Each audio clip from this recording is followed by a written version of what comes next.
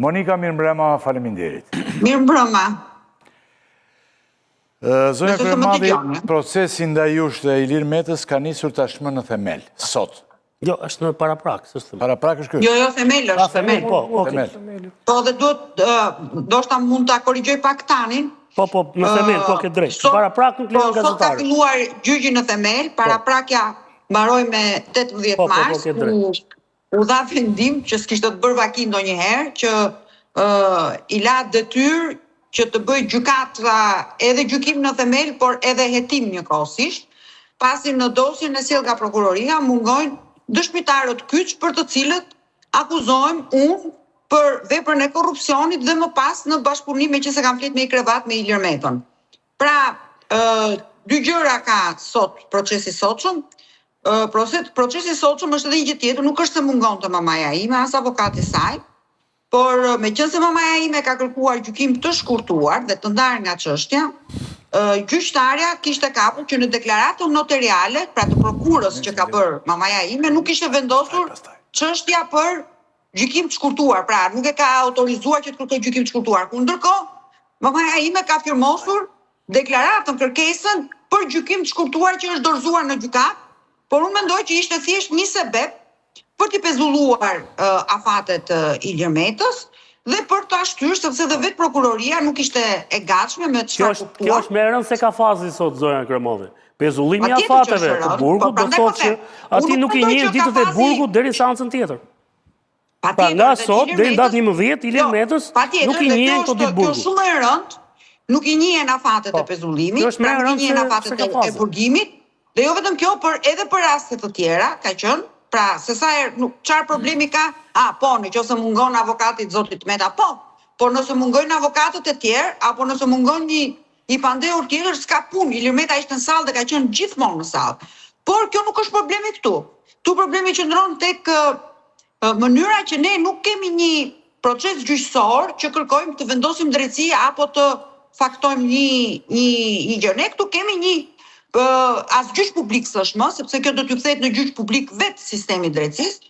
Ai ka probleme e gjithë çështja, e gjithë dosja. Unë sot kam marr ekspertimin e telefonit, domethënë kam arritur ta marr edhe pse ka pas vendim gjykate nga Irena Gjoka për të marr telefonin dhe përgjimet, sot kam arritur të marr vetëm telefonin dhe prap edhe ai duhet të gjejë një kompjuter apo stafat për ta hapur, për ta bërë, sepse edhe ai nuk hapet, domethënë. Kanë procedura të cilat e zvarrisin në mënyrë ose të bëjnë shumë të vështirë që ti të marrësh, po themi, provat që ata mendojnë që të bëjnë ty pis, dhe ndërkohë çdo provë që ty të shfaqson, ata nuk e kanë të paraqitur në fashikujt në dosjet e tyre. Për të mos vazhduar më që lista e provave që dosja ku shkon gjykat, në momentin që ne fajisemi me fashikujt, marrim të listën e provave, as ai nuk na është dhënë në fund të gjyqit. Paraprak, pra, se do të pyesë në mënyrë specifike për procesin. Jo, një sekond, me njërë do ish. Tani, fare shkurt një të më thosh, që ndonjë seancë, ti fole me Metën, apo jeni që nuk flisni me? Jo, nuk flas me zotin Meta, të më dhënë as në kushtet të tilla kur i aty?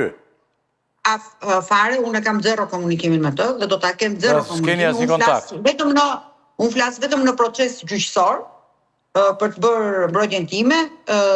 Normalisht është e vërtet që ajo që tha edhe avokati zotit Meta, që zoti Meta ka marrë vetëm fashikujt që përfshihen vetëm për çështjen Çesdia, sepse edhe çështja Çesdia është vetëm me artikuj gazete, nuk ka asnjë provë dhe asnjë gjë, dhe gjithë pjesa tjetër është e gjithë marrëdhënia ime familjare me maman time, me gjithë gjërat, veprimet e mia që kam bërë, të cilat pretendojnë që janë, po themi, në bashkëpunim me zotin Meta. Pra, kur unë kam bërë operacionin, po themi që kam hequr mitrën në 2019 dhe kam paguar 5.000 euro cash për operacionin, nuk i kam deklaruar, quhet bashkëpunim Ilir Meta me mua në këtë vepër penale. Pra, ka ca absurditete që për hir të vërtetës janë qesharake, por edhe historia e kafazit, ajo që është e vërtet, është normale, sepse zoti Meta e ka të nevojshme me avokatin, sepse ata ka shumë komunikime, sepse përsa i përket çështjes Çesdia, ai është një nga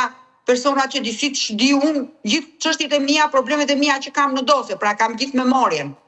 Dhe është shumë e vështirë, sepse përveç se nuk dëgjohet dhe është një xham prej 10 cm i trash, është edhe vështirë në komunikim apo edhe në 8 centimetra se mos haratishet, Jo, është i blinduar nëse qëllohet me armë, atje brenda nuk... Është i blinduar. Është i blinduar, po. Ka fazë është i blinduar. Shumë i trash, 8 centimetra dhe i blinduar. Qiko, problemi që ndronë që ne... Monika... Dhe brenda ka fazë në policë, përveç se është i blinduar. Për sistemin e drejtësisë, i cili vetëm drejtësi nuk do të bëjt, po do të lëqojnë. Monika, një pyetje kam. E përmende këtë pjesën familjare të dosjes që mund bëni përshtypje, se prokurori përveç që duhet të ngrit një akt akuz, duhet t'i njohë dhe rrethana sociale dhe mënyrën se si keni jetuar ti dhe Iliri. Me qenë se ju njohë të dyve gjatë dhe mirë, si është e mundur që një prokuror gjykon se ti nuk e ke pas pavarësin tuaj për veprime vetanake.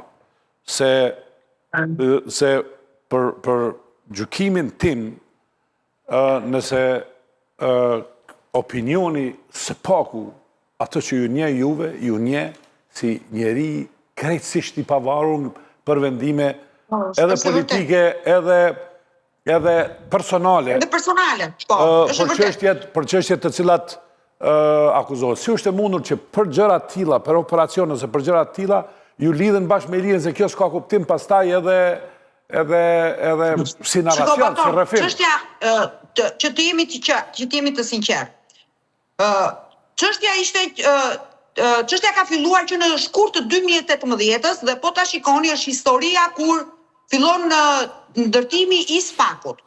Dhe me një zell të madh e ka marrë Altin Dumani çështjen e padisë që ka bërë Romeo Karaj në atë kohë, duke thënë që unë do ta çoj në burg Ilir Metën, më zgjidhni mua kryetar të SPAK-ut. Dhe para se kur është zgjedhur për herë të parë, se është zgjedhur Arben Kraja për herë të parë, e mbani mend fotografia e famshme që qarkulloi ke hotel butik që është në blok, pra që fotografia e Altin Dumanit me Ulsi Manjën, ku Ulsi Manja ishte antar i komisionit dhe ishte personi që merreshte me vetikun dhe me zgjedhjet që kontrollonte KLP-n, sepse ishte një nga njerëzit më të besuar të Edi Ramës në atë kohë, ku i kishte premtuar, nëse e mbani mend ti për Manal, ishte premtuar Altin Dumanit për të bërë kryetar i SPAK-ut. Dhe çështjen e dosjen e Qes Dias, Altin Dumani e ka marrë me një zell komunist, sepse pretendonte që të merrte mandatin e parë të SPAK-ut. Ndërkohë u zgjodh Arben Kraja dhe pavarësisht nga kjo, po të shikojmë zelli dhe arrestimi i Ilir Metës ka filluar në mars të 2023-shit, masi Altin Dumani filloi një proces për të cilin do t'i duheshte një verifikim i gjithë veprimtarisë vet në Shtetet e Bashkuara të Amerikës.